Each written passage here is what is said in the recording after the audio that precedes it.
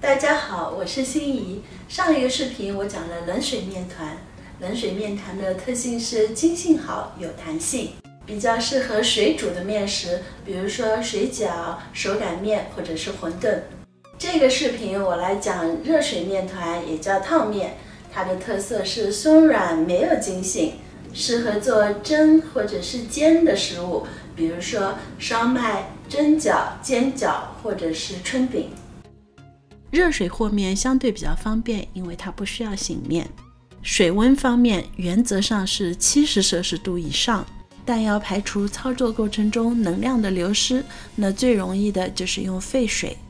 沸水面团里面粉和水的比例使用最广泛的就是2:1，300克中筋面粉配150克的沸水。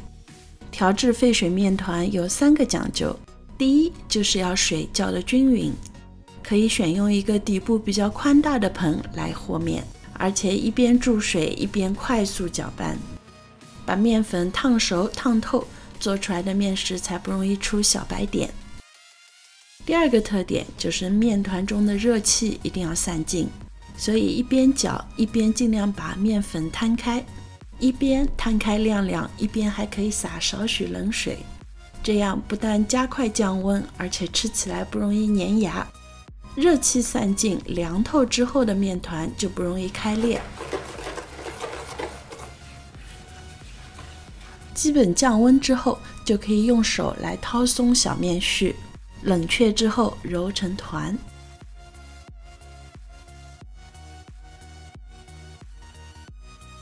第3个特点就是揉成团的时候一定要揉透，揉面的时候可以体会一下，不但是你的手在用力，而且面团和容器或者是桌面之间也在产生一种摩擦。烫面的面团并不光滑，但表面看不出小白点，那就是揉好了。烫面不需要醒面，只需要盖一块湿布，松弛15分钟就可以使用了。15分钟后，这个简单又百搭的热水面团就做好了。这个2份面粉1份沸水的面团软硬适中，如果你有喜爱做的面食，请给我留言。我呢就先用它来做春饼，巴掌大小的春饼，每个面剂子大约20克，300克面粉的面团正好做了22个春饼，正好是双数。春饼通常是2个面团合在一起煎的，2张面片一起煎，正好是一边脆一边软。中间拉开的要诀就是制造一些油酥，抹上油，撒一些面粉，再抹一些油。配好对之后擀平，2张面皮总会稍有大小，那就擀小的那一张，哪里厚哪里短就擀哪里。锅烧热，然后转中小火，抹少许油。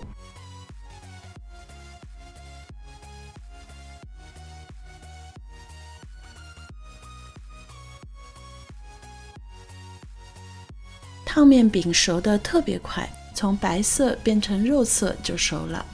哪里发白可以轻轻地压一下，使其受热均匀。看到小点点的泡泡就可以翻面了。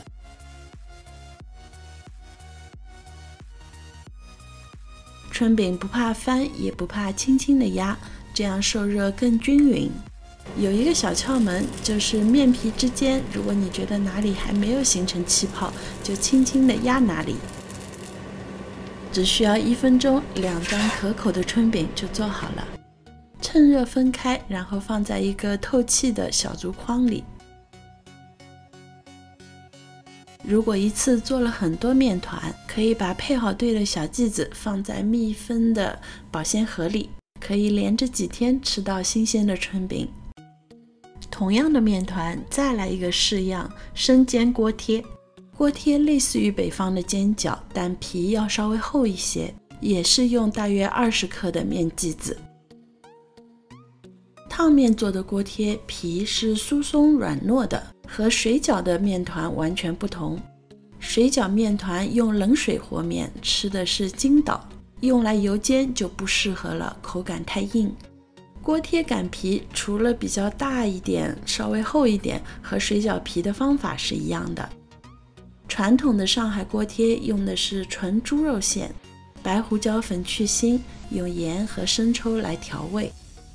锅贴的肉馅既不干，而且是润滑的，同时又是紧致的，紧紧的一团。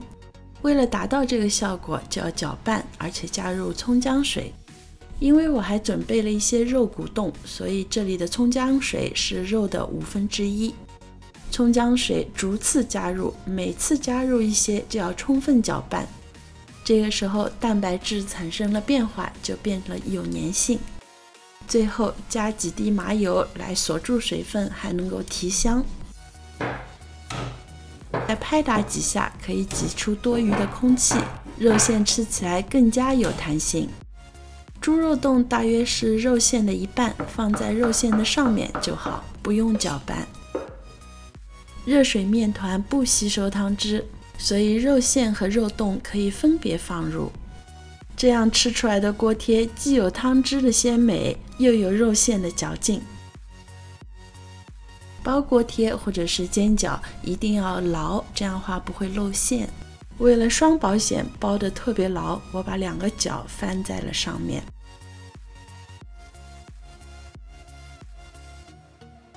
现在开始煎锅贴，热锅冷油下锅贴，锅贴一个个排得紧紧的，选一个和锅贴数量合适的锅子来煎，而且需要一个盖子。油的用量可以随自己，如果你喜欢厚厚的香香的底，一方面把面皮的底部做得厚一点，另外一个这里要多放一点油煎。中火大约煎3-4分钟，就是这样黄黄的。如果你喜欢油放得多，那焦的底会蔓延到四周。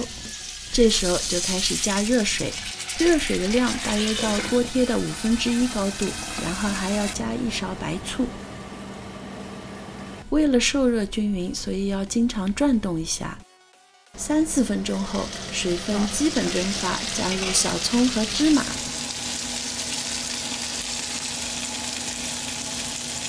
盖上盖，再焖1分钟。这时候不但是香味四溢，而且锅里的水分蒸发，油开始滋滋滋的叫了。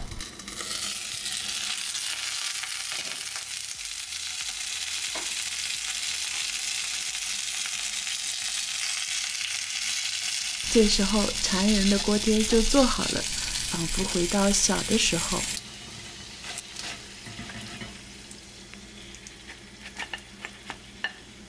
就是这同一个热水面团，还能够做什么呢？我们来做一个3鲜蒸饺吧，又叫烫面饺。蒸饺的剂子比锅贴的要小很多，我的大约是12克。皮子当然要薄很多，但是方法是一样的。3鲜的馅料可以有各种创意，通常是肉和海鲜。因为冰箱里正好有，今天我用的是鱼肚和鲜贝。切小后加白胡椒粉去腥，少许蚝油提鲜，放入之前拌的肉馅就好了。蒸饺的做法和锅贴、水饺是一样的，只是皮要薄一些。水开后上笼蒸8分钟就好了。就这样，2份面粉，1份热水，同一种面团，我们做了蒸饺、春饼和锅贴。现在我们把水分减少一些，来尝试一下都一处的大花烧麦皮吧。同样是300克面粉，取其中的255克来做烫面，沸水的用量也稍微少一些，是130克。而且这个和面过程和之前的面团一模一样。当热水面絮完全冷却的时候，加入剩余的45克面粉，把这些干面粉一起揉成一个面团。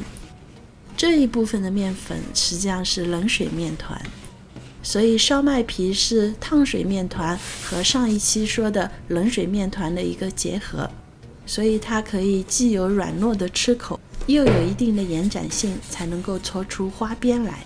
所以这个面团就会比较硬，也需要一些时间来醒面。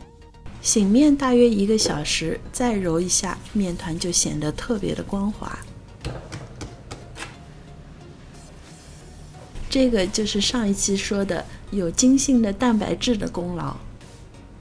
模仿杜一处带花边的烧麦，每个剂子大约是20克，先擀成圆片，然后再来做花边。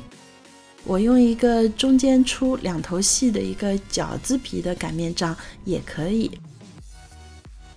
烧麦皮要擀得特别薄，为了防止粘连，我用了一些蒸熟的面粉，就是把干面粉大火蒸10分钟，然后过筛。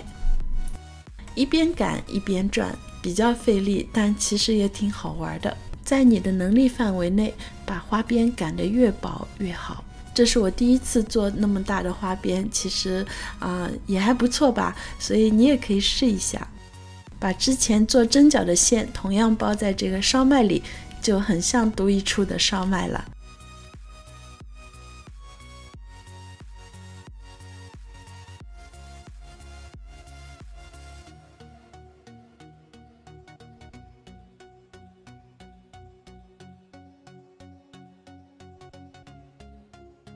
上海人爱吃糯米烧麦，视频的最后我会放一个糯米烧麦的链接，如果你喜欢可以看一下那个视频。这里我就很快的过一遍。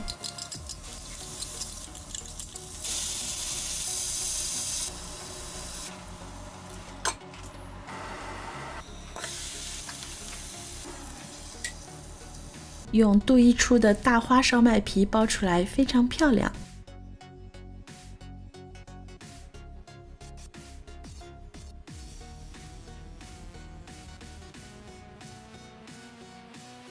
如果不想要那么大的花边，也可以用之前2:1的面团来做普通的烧麦皮，简单的石榴嘴型也蛮好看的，它的口感更加软糯。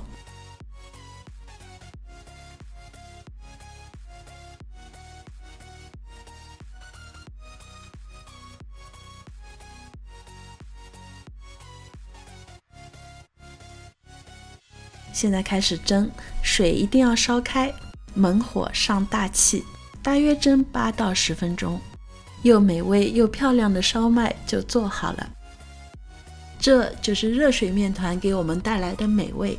它的主力军是淀粉，70摄氏度以上到100度的沸水能够让淀粉膨胀并糊化，大量的吸收水分，增加粘度，形成面团。